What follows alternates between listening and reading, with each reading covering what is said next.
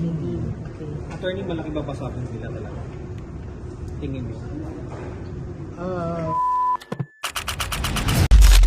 Narito ang Balitang Pinoy TV.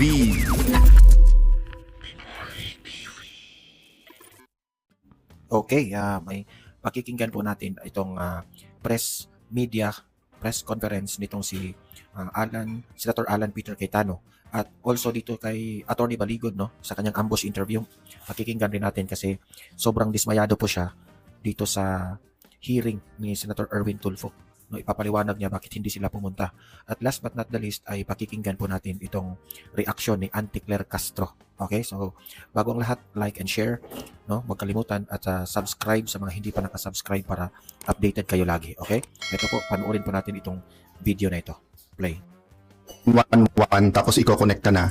And then kung makikita mo, although they're always doing a good job, it's all ad hoc at saka yung iba-ibang ahensya like say DSWD, they do a good job but they have a full-time job sa mga indigents at saka marginalized sa society eh. And the other thing is napakagaling na natin sa relief, no, as long as we have the access to the area, no, pero mahina tayo sa rehabilitation. So ang nangyayari as soon as for example napakalaking sunog dito sa Manila but nangyari to sa Mindanao, so attention natin ay nasa Mindanao, which is right and good, but dapat may mag-take over ng grupo para yung rehabilitation dun sa mga nasunugan. So let's admit to ourselves that we will have what's the right number? 12 to 15 storms a year. We have volcanoes that are active. Kasi ganito yan eh. Ipinaliwanag na naman ni Senator Alan Peter Cayetano ang posibleng mangyari sa future, no? Alam naman natin na maulan talaga dito sa Pilipinas. Paulit-ulit na lang eh. Hindi ito nasusolve ni Bongbong Marcos. Di ba? Makailang baha na tayo. Kaya na-mention yan niya ngayon. Inuna niya yung tinanong ng media.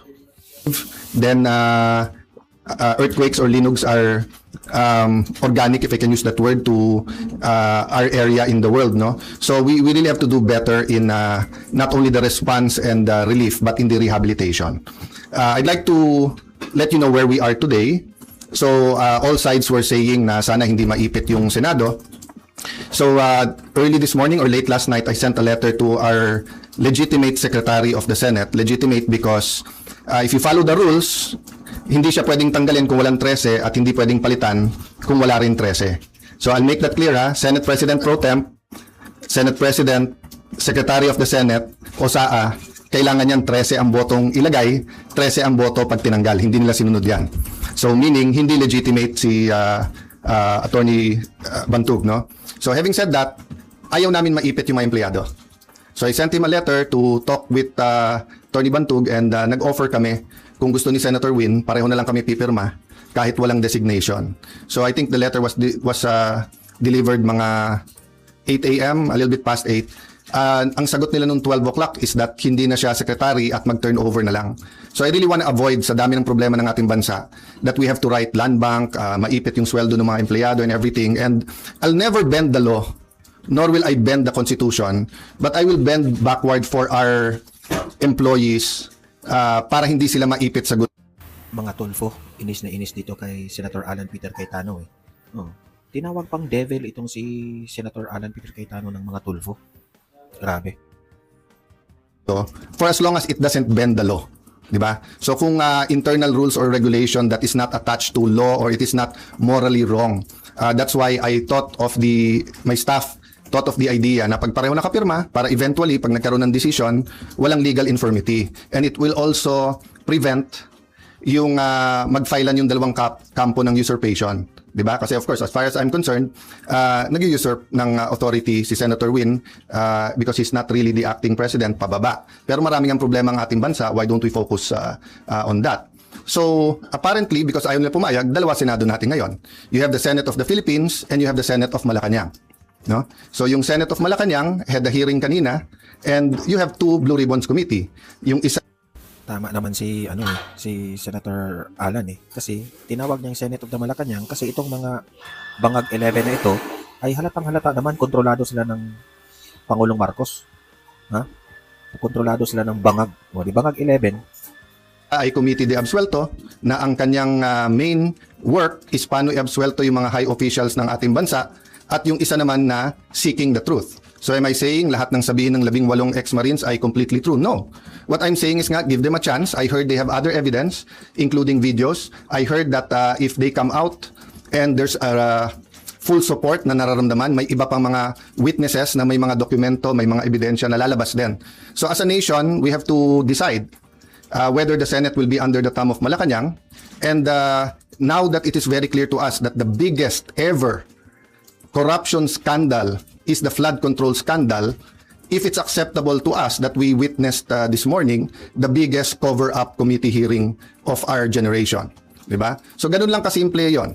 So in the same manner na nag-propose kami na parehong pipirma, I have not talked to Senator Marcoleta, so hindi ko alam kung papayag siyang dalawa silang chairman or whatever, but we have to find a solution that yung mga witnesses ay makakapunta ng malaya na protektado ng batas at independent yung Senate. Having said that, mahaba panahon, as I said kanina, let's focus on Mindanao and on the relief and rehabilitation, especially kung may mga lives that are at stake now because dun sa mga buildings. I don't think all of us fully know the extent so far. Nakikita lang natin yung mga videos, no. So hanggang dun lang muna, we will continue with our meetings. We will focus muna on Mindanao. I am not sure when the next hearing ng Blue Ribbon led by the subcommittee by Senator Marcoleta is. I'm expecting to know soon, but definitely knowing what's happening in Mindanao will have an impact on our decision kasi priority yan. My question is from Janice Cosio. Sir, good afternoon po. Good afternoon. Dalawa lang sir, yung comment nyo sa resign call sa inyo, and sabi po ng Malacanang kanina, open si BBM na magpatawag ng special session ng Congress, lalo na po, nabanggit nyo na rin yung nangyari sa Mindanao kanina, and paano po yun kung magkakaroon ng special Unahin ko yung Congress? special session, okay? Yes po. So, I had 2 communications with them sa Malacanang. And both cases, sinabi nila sa akin, hindi pa handa yung mga bills na gusto nilang ipapasa para dun sa uplift. So, biglang nung nagpalit ang majority, biglang kailangan ng special session dahil may bills na. Actually, kung may official silang bills, dapat na i-file na yon para na-refer na sa committee, di ba? So, sabi nila, inaayos pa nila. But having said that, kung bigla nilang naayos from the time I had discussions with them, may LEDAC, pinospone nila the day before, tinawagan ako ng secretary na head, and then sabi niya, sir, pwede ba ituloy bukas? Sabi ko, kayo nagpostpone, ready ako. Tapos hindi rin naman nila tinuloy. Yung sinasabing magtrabaho tayo, nagtatrabaho kami, ready kami magtrabaho. Sila nag-walk out, kaya nagkaroon din kami ng parliamentary tool na ginamit. Sinasabi ni Senator Lacson paulit-ulit, and I feel bad for the generals and I apologize in behalf of the whole Senate, both the majority and minority. But nakita nyo naman, after nila kinonvene illegally ang session, ano bang ginawa nila? Nag-adjourn sila sine die. Ang calendar natin pwede pa hanggang Friday. Hindi naman nila tinuloy yung session ng Thursday, Friday. Sasabi nilang mga gusto nilang ipasa eh. So ang problema natin sa kabila ay double standard. Iba ang sinasabi, iba ang ginagawa. So doon naman sa nananawagan na mag-resign, as I said, pag-usapan na lang natin in a few days after yung focus tayo sa Mindanao, but especially yung mga former presidents, yung mga nagkampi-kampi na mga Marcos na rin, papasalamat ako sa inyo sa call nyo na mag-resign ako bilang Senate President kasi ibig sabihin, nire-recognize nyo pa rin ako as Senate President. Kasi kung hindi nyo na ako nire-recognize as Senate President, ba't kayo nananawagan na mag-resign ako as Senate President? Di ba? Sir, kung gamitin ng Malacanang kung nangyari sa Mindanao, No. Grabe, no? Ang talino nitong si Senator Alan Cayetano. Sabi niya, bakit pinare-resign niyo ako? So meaning to say, Senate President pa siya. Di ba? Ang talino ni Senator Alan Cayetano. patawag na Any special session that will redound to the good of the Filipino people is welcome. The special session is in the Constitution. Yung ginawa namin nung bago mag-sinedie is precisely because aagawin nila yung committees at kailangan matuloy yung hearing tungkol sa Blue Ribbon. Having said that, Mindanao is now. Diba? They need the attention now. So if there's needed legislation, good. We will meet right away. If not, then tulong-tulong tayo. But aside from that, let's remember that the committees can continue to work. Nung pinauwi ni Senator Win, nung Thursday, yung mga empleyado, may Senate hearing pa si Senator Pia. So hindi totoo na hindi nagtatrabaho. Wala tayong dapat conflict kung may kailangan yung ating bansa. Whether it's legislation, whether it's a meeting na LEDAC, dapat tanggalin ng politika pagdating na ng I say politika, but it's an issue of graft and corruption. But what I meant is that it's a political issue vis-a-vis a more urgent. They're both important, but what's more urgent? You can postpone a hearing. You cannot postpone a rescue mission. You cannot postpone yung paghahatid ng mga relief, di ba? And then, yun nga, hindi natin nararamdaman pa ng husto. Pero the economic crisis is here. And every month until the end of the year, it'll get much worse before it gets better. Because nga, tuloy-tuloy ang problema sa Middle East. Diba? So maraming tinatamaan dyan. Supply chain, presyo ng dollar sa peso, presyo ng diesel at ng gasolina, kakulangan ng fertilizer, taas ng presyo ng fertilizer, desisyon ng Vietnam at saka ng desisyon muna ng India kung bibigyan tayo ng magbebenta ng fertilizer, desisyon ng India at saka ng Vietnam kung magbebenta ng bigas o hindi, desisyon ng Indonesia whether mag-export sila ng coal o hindi. All of these are kumbaga sa relo are moving parts na walang makakahula o makakapredict. So in that sense, kailangang magtulong-tulong talaga yung ating bansa.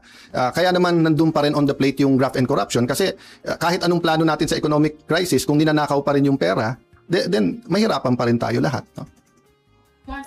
Jamie said. Sir, Yes. sino po ang tatayong presiding officer sa impeachment trial? At may update po ba kayo sa... As soon as they have 13, walang problema sila na. Okay, so I have to assert because may pinaglalaban tayo. Pinaglalaban ko hindi yung si Alan Cayetano ang Senate President. Ang pinaglalaban natin, ang Senado hindi pwedeng rubber stamp ng Malacanang. Hindi pwede na hindi independent yung Senate. Hindi pwedeng may hearing ka katulad kanina, yung bibig na bumubukas ay senador pero yung lumalabas na salita galing sa Malacanang. Ano pong rules sa pagpili ng presiding officer sa impeachment trials? They illegally amended the rules. They illegally had a session, di ba? So in due time, there'll have to be something that will decide, di ba? But in the same manner na ina-assert ni Senator Win na he's the acting Senate President kahit na walang legal basis whatsoever, I have to assert not for myself but for the truth and for the Constitution. But it's still 1 month eh.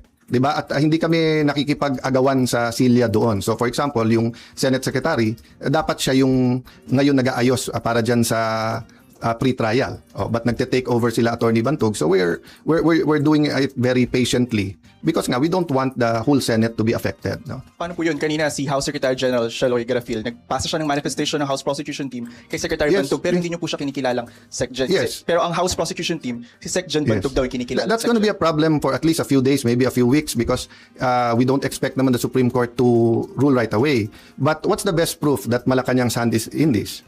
First, yung pananakot nila sa mga miyembro namin na lumipat, yung offer na wala ng kaso pag lumipat. Second, as soon as nila ginawa, naglabas sila na ang House at ang Malacanang ay doon pumapabor.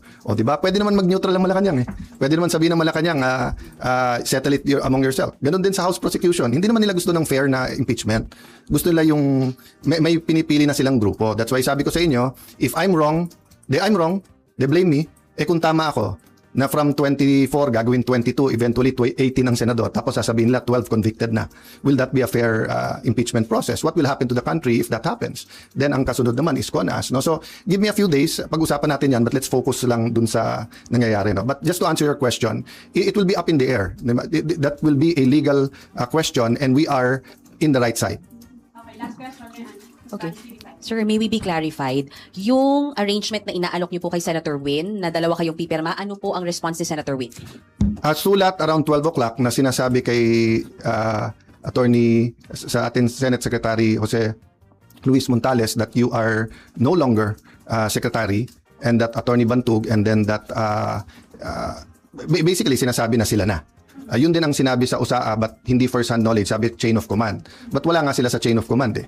Kahit anong tingin mo sa rules, hindi nangyari yon. So yung pagwawala nila at pag-walk out nila kasi hindi pwedeng amendahan daw yung rule na ganon-ganon, binaboy nila yung rules on June 3. Diba? So that it's going to be a lingering question.